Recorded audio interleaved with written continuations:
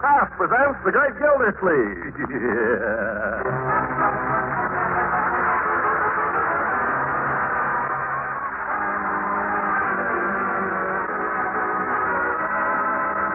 The Kraft Cheese Company, makers of parquet margarine and a complete line of famous quality food products, presents Hal Perry as The Great Gildersleeve. Kraft brings you The Great Gildersleeve each week at this time, written by John Wheaton and Sam Moore, with music by Claude Sweeten.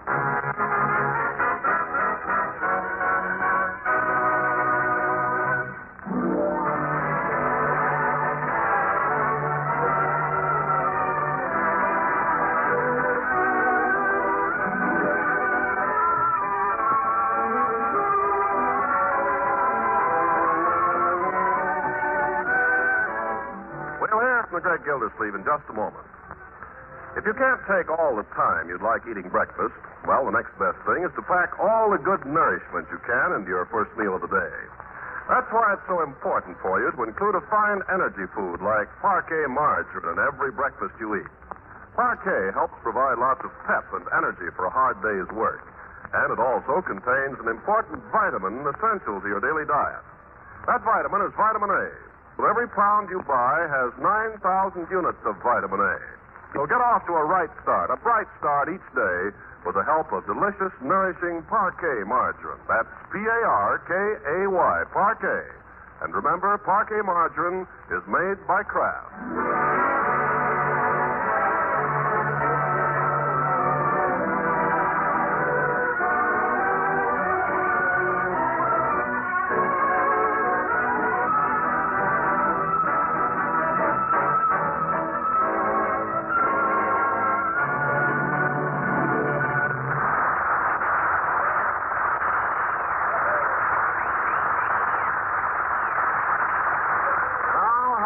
With the Great Gildersleeve. Well, his old opponent, the mayor of Summerfield, has begun warming up his campaign for re-election, and his first political move was to oust our friend from his position as water commissioner. But was Gildersleeve downhearted? Well, yes, for a time, but then came a long-distance phone call from his old chum, Fibber McGee. Fibber, it seems, had a proposition. Oh, sounds very interesting, Fibber. Well, I'll be hearing from you then, huh? Much obliged, McGee. So long.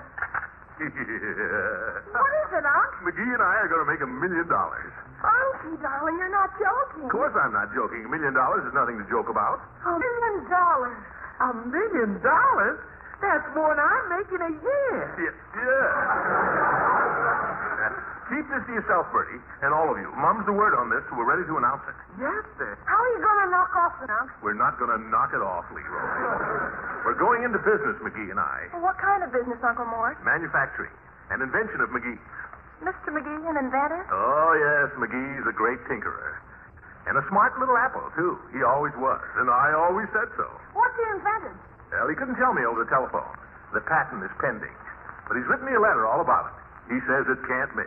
Just think, $1 million. Why, with $1 million... Hey, Unc. Yeah? Will you buy me a bike now, will you, Unc? How will you? No, Leroy, I will not. I've told you time and again, bicycles cost money. Well, why not? After all, why not? Sure. I had a bicycle when I was your age. Oh, gee, Unc, you're super. Leroy, you don't have to strangle me. Gee, thanks, Unc, thanks. Now. I want you to understand, my boy, if I buy you this bicycle, Well, I'll take super care of and it. not leave it around where it'll get stolen. I promise. You'll have to study your music every day as soon as you get home from school. Oh, I will, yes, sir. That's right. Getting so kind of like music now. Oh, well, I'm glad to hear it. Marjorie, you've been very quiet, my dear. What do you think of your old uncle after all these years suddenly striking it rich? I was just thinking. Thinking about what? Do you think pink is too young for me? Pink? Pink what? For a dress. I was designing one in my mind, and I thought of pink net. But then I decided maybe it'd be too young. What do you think, Bertie? Oh, I like pink. Pink's mighty pretty. Funny. Last year I couldn't stand pink. Now all of a sudden I like it again. At least I think I do. I read somewhere that pink is coming back. Where's it been? I think Marge looks better in yellow. Yellow? Yeah, you know that yellow suit of yours? I like that. Oh, but that's 2 years old. I don't care. I like it. You look pretty in that. Why, Leroy, I didn't think you ever even noticed. Nobody's better looking than you when you wear that, too. Oh, that's very sweet of you. All right, George. That's the way I like to hear you talk. Why can't you always be like that, you two, instead of picking fights with one another? Who picks fights? I never pick a fight. When Marge makes some crack, naturally I'm Who going... made a crack? Well, you usually do. I don't. If you want to Now, children. Getting back to the dress. Why don't you go down to Hogan Brothers, my dear, and see what they've got? School will be starting next week. You probably need some clothes. Oh, but what I had in mind wasn't exactly a school dress. It was more of a formal. Oh, well, pick up a few school dresses, too, while you're there. Oh, Unky.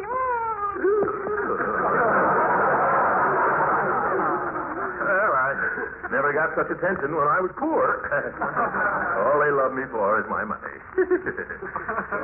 Bertie, you haven't made any requests yet. Isn't there anything you need? Well, yes, it is one thing. I don't like to mention it, but... Name it, Bertie, and it's yours. Hang the expense. Well, if you could fix the cord on that electric iron, you going to fix the last 2 months. Oh, yes, If you could fix it so it don't spark at me every time I go to touch it. Yes, I'll do better than that, Bertie. I'll get you a new iron. Well, it don't need a new iron, Mr. Gilsey. It's just a cord. Now, if you could fix that so Forget the iron, Bertie. I'll tell you what I'll do. I'll get you a new washing machine. The doggonedest washing machine you ever saw. With shock absorbers and a built-in radio. Well, that's fine, Mr. Gilsey. What am I going to iron with? There's going to be a lot of changes around here, folks. You know, Marjorie, you were saying the other day we ought to fix this place up a little. Well, I may do that. Yep, may do it. Might even sell this house and buy a newer one, a bigger one. Oh, Unky darling. Yeah? Well, while we're on the subject, I seem to have spent all my allowance. Yeah? Well, what would you suggest? It looks as if I'd have raised your allowance, don't it? Hey, no fair. Yours too, my boy. Oh, that's different. By George, everybody's after my money, and I haven't even made it yet. But I will, you watch. Is Mr. McGee... He will get his fair share, and not a cent more. Who's going to be boss? Well, I'll be president, naturally. Who else? You don't think a little squirt like McGee could be just like him to try, though? Be just like McGee to... Well, by George, we'll settle that right at the start. McGee isn't going to pull anything like that on me. I'll see my lawyer. I'll go see him the first thing in the morning.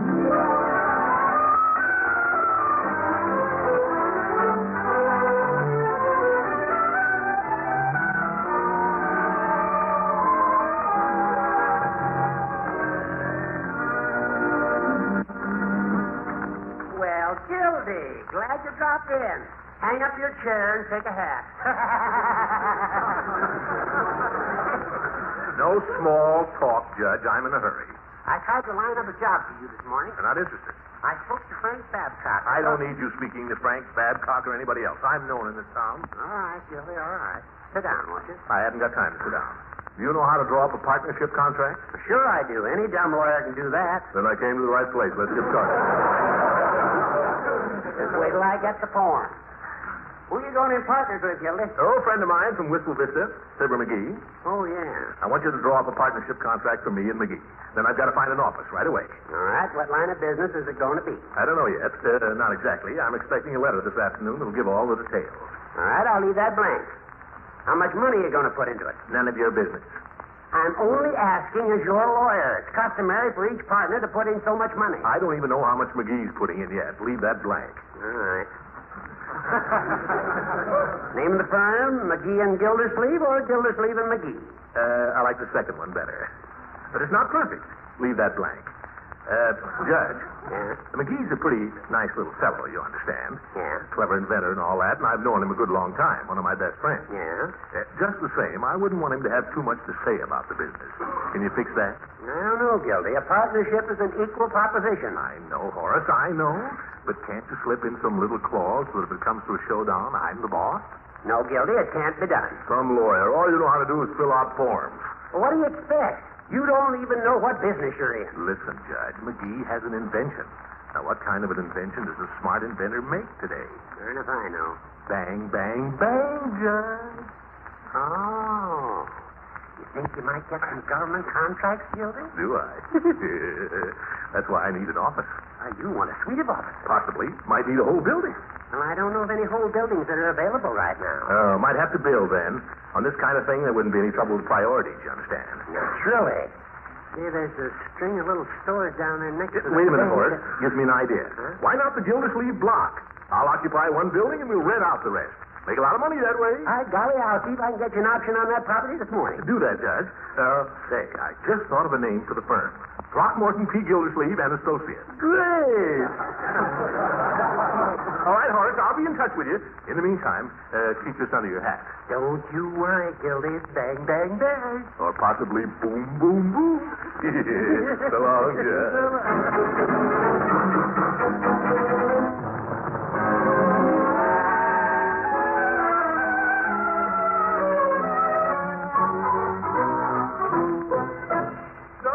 Dum-dum-dum-dum-dum-bum.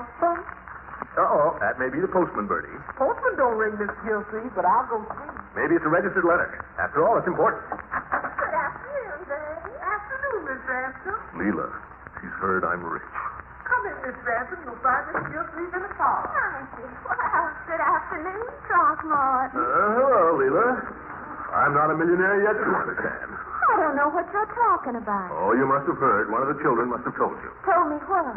Now, don't let this get around, Leela. But I expect to be a big manufacturer pretty soon. My little chum, Fibber McGee, has made an important invention. My, how exciting. What is it? Well, I can't tell you. It's kind of a military secret. But it's going to be very big. Oh, you'll be an important man now, won't you? I guess so. Yes, I presume so. I suppose you forget all about the little girl that lives next door. I don't know.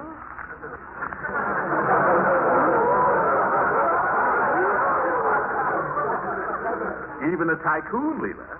There's a time for work and a time for play. Let's play, Leela.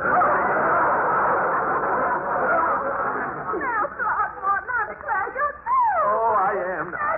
Stop that. Why should I stop it? It's all your fault. I never heard such a thing in my life. What did I do?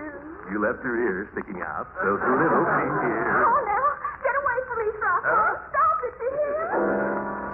Oh, now, Leela, be reasonable. I'll tell you. You be quiet for a minute and I'll play for you. Play?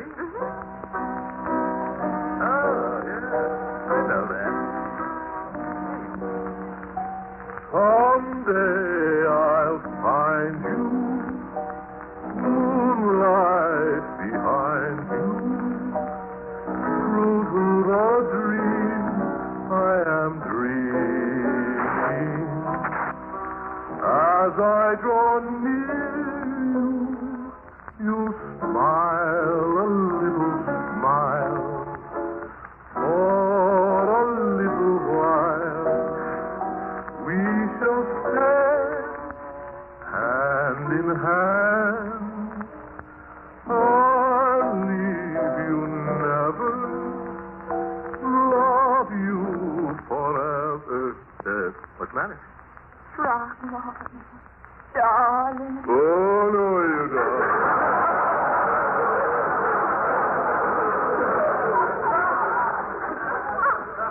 Well, what do you mean? You know what I mean. I have no idea what you're talking about. Well, none of that love stuff.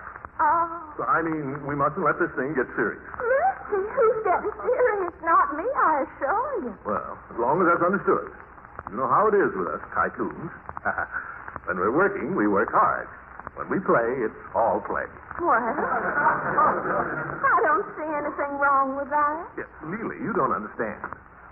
All I'm out for, Leela, is a good time. I'm no good. You're tired. Yeah, I'm a cad. A playboy. Well, nobody loves to play any more than I do. Great. Now,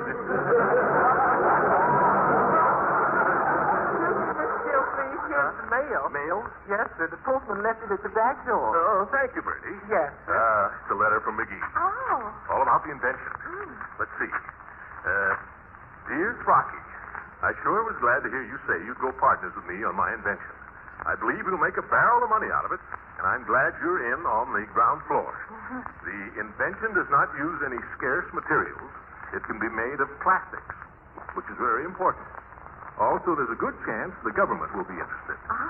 After all, the Army and Navy need mousetraps just as much as... Oh,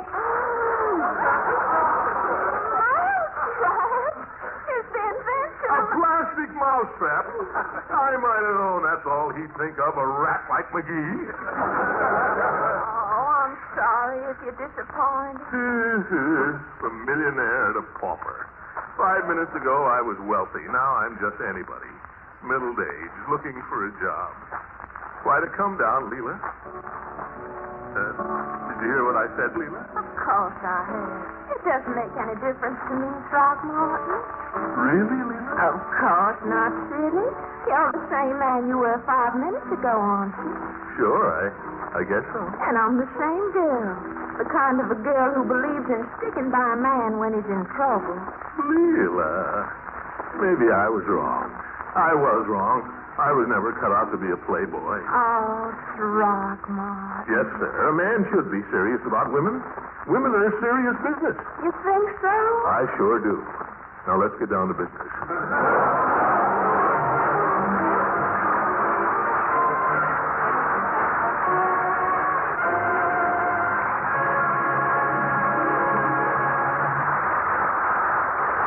Gildersleeve will be with us again in just a few seconds. These days, we're all apt to have our ups and downs trying to balance the family food budget. So it's wise to choose foods high in nutritional value, yet low in cash and ration point cost.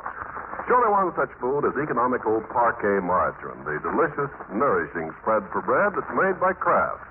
High in food energy value, fortified by Kraft so that every pound contains 9,000 units of important vitamin A, Parquet margarine is a downright economical aid to good family nutrition. Think of it. Parquet provides these important food elements, yet requires only 2 ration points a pound. And Parquet's fresh, delicate flavor is another fine aid to good nutrition.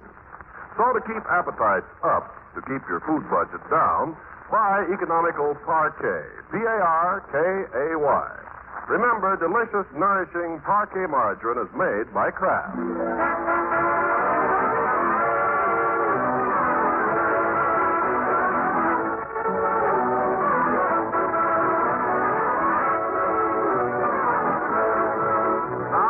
Back to poor old Gildersleeve. With the props knocked out from under him by McGee's letter, and his castle of dreams tumbled about his ears, he faces at last life's stern reality. In desperation, he swallowed his pride and decided to follow up a lead on a job that Judge Hooker gave him. So we find him now entering Frank Babcock's hardware store. Well, madam, what can I do for you? Excuse me, can you tell me where... Just a minute. I was here ahead of you. I know, I was just asking. Then don't fight yourself in ahead. I wasn't trying to buy anything, lady. I was merely asking the man where I can find the proprietor, Mr. Babcock. Frank? Oh, he's around somewhere. Oh, Frank! Some people have no manners. I guess he's down in the cellar. Come this way, will you? Listen, you were waiting on me. I'll be right back, madam. Keep your bonnet on. Yeah, the old grouse. Oh, we get plenty of them. Hey, Frank! Frank, you down there? Yeah. Man up here to see you. What is it now? I'll be up. He'll be up. He'll be up. Thanks. I'll wait. Not much of a place he's got here. Have to be a lot of changes. It's like a junk shop. Oh, Mr. Babcock? Yes. My name is Gildersleeve, Throckmorton P. Gildersleeve. How much are these dishcloths, please? Those, lady, those are 25 cents. 25 cents for a dishcloth? Of all the nerve. Well, there's a war on, lady. That's the price. What can I do for you, bud? My name is Gildersleeve. I was told... Frank. Yeah? What's the price on these here nails? They're not marked. Oh, make it 10 cents. Now, something you wanted? Well, God, I came over here because Judge Hooker told me that you were Oh, you're the fella. Well, as I told the judge, I did have an opening. Can't get hardware now with the war, so I'm trying to build up the feed and fertilizer in. Fertilizer? Yes. I needed a salesman with a car to go around and... Salesman? Yes, but I hired a fella yesterday. Of course, maybe he won't work out. You might come back in a week. Yeah, and I might not. Good day, Mr. Babcock. Why don't you clean up your store?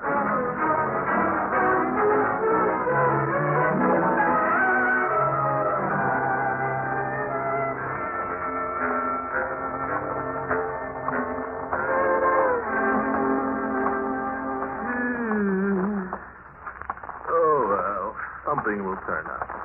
Something's bound to turn up. Yeah, but when? You'll have to cut down, that's all. I'll have to tell the kids. And Bertie. Uncle Mort, is that you? Yes, it's me. Well, close your eyes before you come in. Huh? What for? Close them. All right, they're closed. Wait a minute, Miss Marjorie. Shall I get it? What? What is this? All right, you can look now. Surprise. Well, oh, my goodness. That's quite a dress. Well, don't you like it? Don't you think it's pretty? Oh, of course. You don't think it's too long, do you, Bertie? Yes, he is just right. I like it better than the other one. Other one? Well, of course, that's just for sportswear, really. If I can find a coat to go with it, I think it'll be very smart, though. Marjorie. Of course, this is the one I love. Marjorie, there's something I have to tell you. You too, Bertie. Yes, sir. And Leroy, where's he? Oh, he's around somewhere. Leroy! Leroy!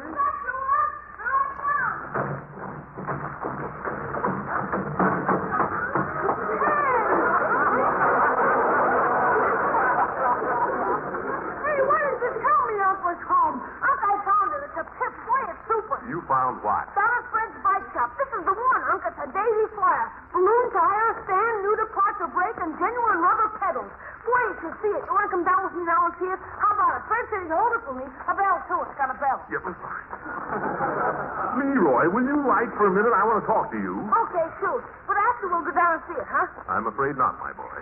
What? I hate to disappoint you, Leroy. You too, my dear, but the fact is, I guess I was a little over-enthusiastic about Mr. McGee's invention.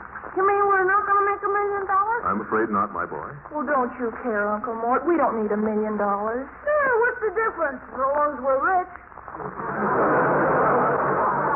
But we're not going to be rich. Oh, actually, we're not rich. Who is? You know, the good thing about this bicycle, it's got to stand like a motorcycle. Leroy, I don't think you understand, my boy. This means no bicycle.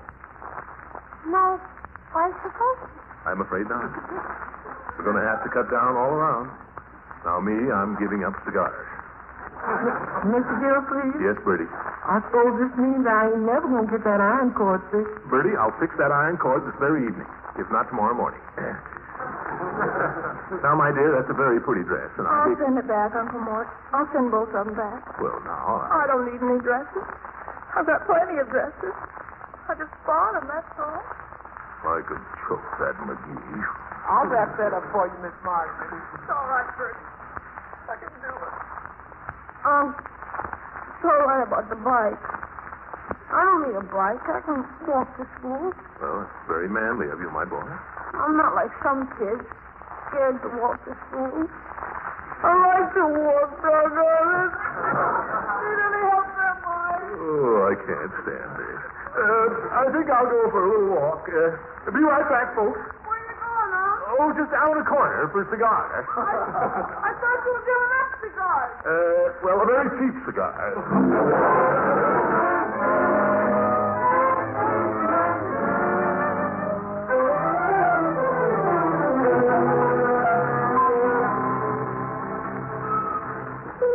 Hello, Mr. Gildersleeve. Oh, hello, Phoebe. Hot enough for you? Let me have it. Yes. The usual, I suppose. No, I'm thinking of making a slight change. Let me try one of those floored and whatchamacallits there, will you? The green ones. I hear they're very good. Well, they're cheaper. I'll try one. You're the customer. Thanks. Thanks. Yes, I had a little disappointment today, Peavy. Well, I'm sorry to hear that. Yes,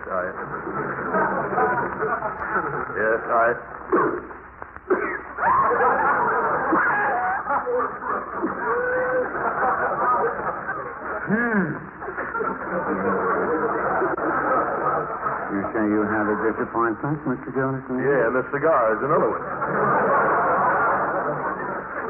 But I suppose I'll have to get used to them. Peavy, did you ever have a fellow you considered a friend? Did you ever have him call you up and tell you had a great invention that was going to make you a pot full of money? And then when the letter came, it turned out to be nothing at all? No, Mr. Gildersleeve, I can't say that I have. Well, that's what happened to me. Would it be out of place to ask who was the friend? It was no friend, Peavy. It was Fibber McGee. Oh, Mr. McGee. Well, he seemed a very pleasant sort the only time he came in here. Those are the ones you can't trust, Peavy. The pleasant ones, the smiling ones. Why, McGee told me this invention would make us both $1 million. And what did it turn out to be? A mousetrap. A plastic mousetrap. The most useless thing in the world. Well, I shouldn't say that. Oh, you wouldn't. No, I wouldn't.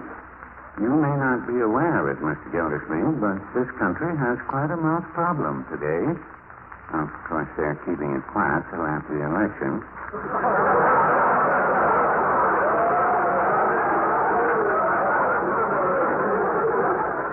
But really, it's more serious than people know. Peavy, you're kidding. No, I'm not. I have a mouse problem right here in the shop. Why don't you keep a cat? I used to keep a cat, but I had to let him go. He kept rubbing up against the electric eye there at the door and ringing the gong. Darn thing drove me crazy. I wish I had him back, though. I'd stuff cotton in my ears. Yeah, that's all right. Well, then why don't you get some traps? Yeah, that's it, Mr. Gildersleeve. There are no traps. No traps? There's no metal to make them with. By George, I never thought of that. And no rat poison. The Army's using all the chemicals. Peavy, you know what this means? It means the mice will be all over the place. No, Peavy, it means the biggest potential market for mousetraps ever conceived in the history of mankind. Well, you know the old saying, build a better mousetrap. That's what we'll call it, Peavy. The Better Mousetrap Company, Throckmorton P. Gildersleeve, President. Why, we'll build them by the billions. We'll have a factory in every key city in the United States. We'll have a backlog of 1 million orders. Peavy, do you realize what this will do for humanity? Do you know there are mice right this minute carrying diseases nobody ever heard of? We'll wipe out whole plagues, McGee and I. And what's more, we'll make $1 million. Give me another cigar, Peavy, and take this one out and bury it. You want a better cigar, I think. They're the best you've got. Give me 6. Oh, that's McGee. I always said he was a smart cookie. Leela. Hello, Throckmorton, Mr. Peavy. By George, Leela, you came at the right time. Sit down and have a soda. Heck, have a banana split. Have one yourself, Peavy. Oh, no, thank you. And not for me, Mr. Throckmorton, trying to keep my figure. But I would have a lemonade. A lemonade for the lady, Peavy, with 2 straws. Why, Throckmorton, I don't know whatever's come over you. You better look out for me, Leela. I'm a cad again.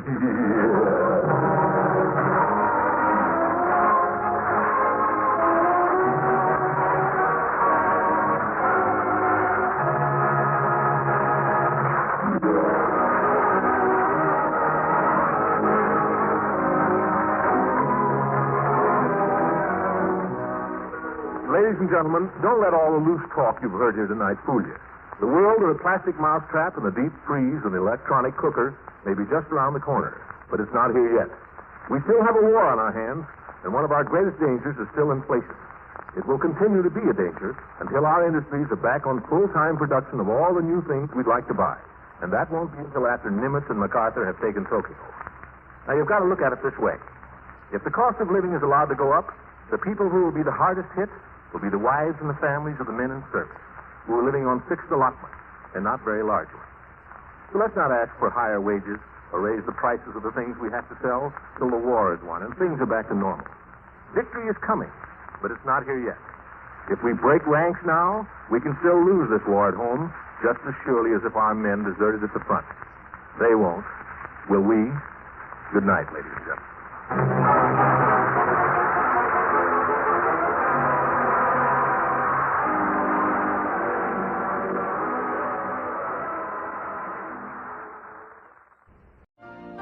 You've been listening to the OTR Gold Network. Find more classic radio at otrgold.com.